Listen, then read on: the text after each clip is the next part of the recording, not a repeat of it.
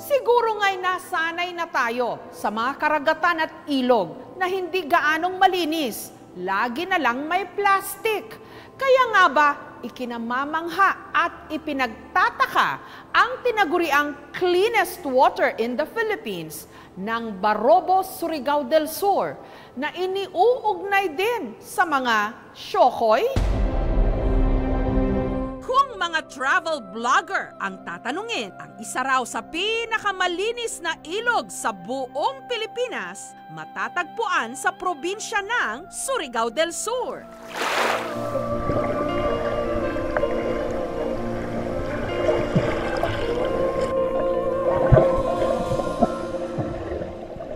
Crystal clear ang pruweba. Kahit hindi pwedeng inumin dahil humalo na rito ang tubig alat, mas malinis pa rin daw ito kesa sa nakaboteng mineral water. Masarap ding mamangka sa haba nitong 2 kilometers. Ito ang ipinagmamalaking ilog ng mga taga Surigao, ang Barobo River. Pero may kwentong bayan kung bakit napapanatiling malinis ang ilog. May naglilinis daw kasi rito. Siyokoy? Ang Siyokoy na rin daw ang tigagwardya ng tubig. At ayon sa mga kwento-kwento, malatao ang katawan ng Siyokoy. Yun nga lang, nababalutan ng kaliskis. Ang Siyokoy ay isang nilalang na pinaniniwalaan ng mga tao, lalo na yung mga nakatira sa tabi ng dagat o tabi ng ilog. Ang tawag sa kanya ay bantay tubig. Tinitignan nila na walang mga madumi o masamang nangyayari doon sa katubigan. Saksi raw ang labanderang si Margarita sa itsura ng Siyokoy. Nagpanglaba pa ko diri sa ulo pa. Lagi ko nakita nga kanang iring nasa ilalom sa tubig.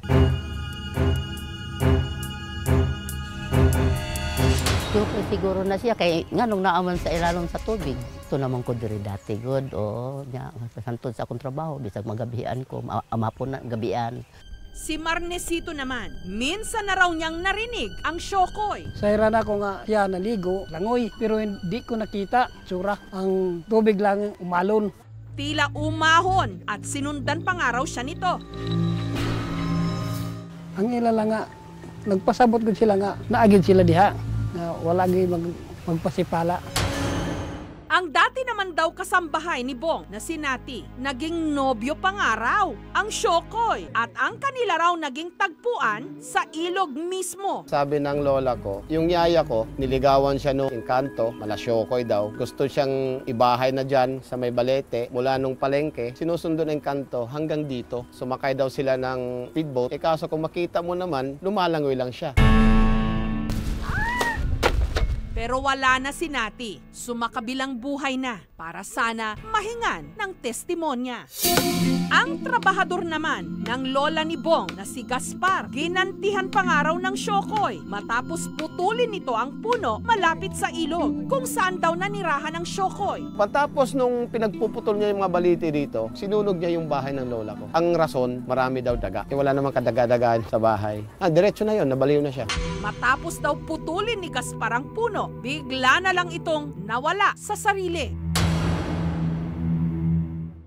Sa kabila ng ganitong mga kwento-kwento, wala pa ring takot pumunta sa ilog ang marami sa mga taga rito. Lalo pat ang ilog ng Barobo, ang isa sa mga instant summer getaway ng kanilang bayan.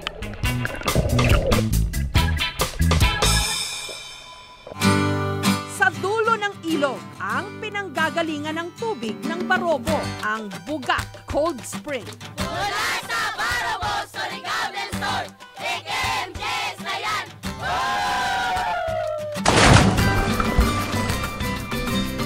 Naroon ang mga tinaguriang anak ng Barobo o ang mga batang manlalangoy.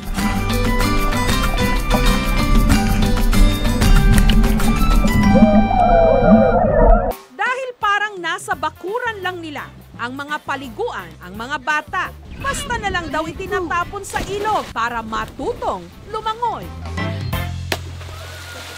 Si Syra, pagkatapos ng eskwela, diretso agad sa ilog para lumangoy.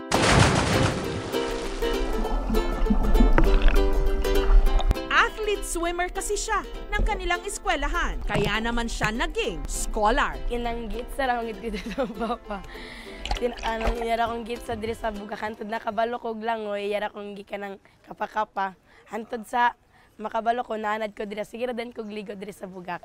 Nakapag-uwi si Syra ng gintong medalya sa swimming sa kanilang eskwela. Na-gold ko kay tungod kay nalingkamot ko sa ako ang kuan, sa akong kanang stroke. Grabe na akong training kayo, hard kaayo. Bisag kapoy man na ako diri sa bugak nag-training para lang sa akong future. Kay basta daig na magkuha sa mga to sa Manila, permanente sigig training. Bahalag mo itom ko basta lang makagold mo din to. Umaasa siya na ang kanyang paglangoy ang mag-aahon sa kanyang pamilya mula sa kahirapan. Sinawas akong pamilya ron. Umabot man ako akong kanang kuan, goal. Tabangan po na ako sila sa ilang kahagos sa una sa ako sa bata pa ko. Sa mga naghahanap dyan ng me time o alone time, katabi lang ng Buga Cold Spring ang Beto Lagoon. Pero hindi pwedeng maligo rito. Delikado raw. Hindi pa raw kasi nasusukat kung gaano ito kalalim. Binabawal po namin yung pag-swimming. Sa sobrang lakas current po ng tubig nandun. At saka at the same time, sa sobrang lalim po ng Bito Lagoon. Actually, yung mga professional diver lang po talaga ang pwedeng lumangoy doon. Pero si Cesar, kahit anong ganda raw ng ilog ng Barobo, hindi siya rito lalangoy. Nung bata raw kasi siya, muntik na siyang makuha ng syokoy. May hawak sa akin dito sa pa ko. Di kaso, ginanyan ko din. Parang gibunlot ko doon sa ilalim. Punit sa kuha na murag purma siyang tubig. Parang tao siya ba na nagbira sa iyo. Mabuti na lang daw at nasipa niya ang syokoy, kaya siya'y nakaligtas. Siguro, kung gani ko naglumili na di na ko gusto magkuhan pa rin magliguan. Nung nagkaroon ng anak si Cesar, pinagbawalan niya rin ang mga ito na lumangoy sa ilog. Hirap talaga. Kung sa akin, ayaw ko na. Mismo mag-school lang akong anak diri sa Barobo, di gani ko gusto na makita na ko siya na adire muligo kay. Pero taong 2015, ang isa sa mga anak ni Cesar, sinuway siya.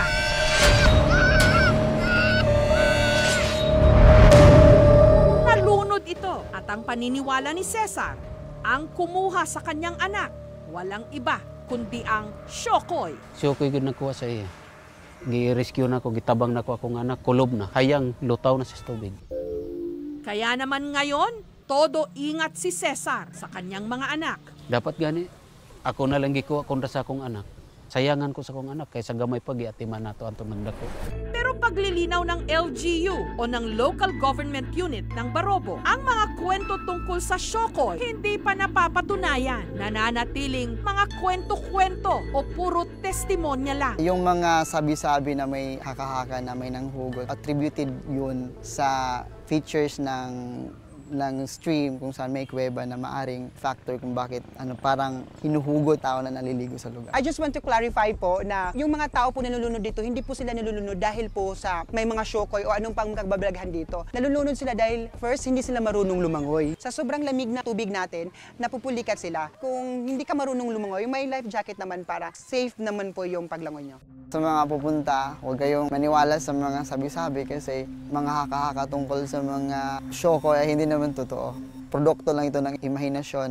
Gusto raw nilang linawin, malinis ang kanilang ilog, hindi dahil sa syokoy, kundi dahil na rin sa kanilang mga mamamayan na bayanihan sa paglilinis nito. Mahigpit din daw nilang pinaiiral ang mga patakaran para mapanatili itong malinis. Katunayan, sa Buga Cold Spring, bawal ang manigarilyo, uminom at kumain. May mga fines and penalties kami.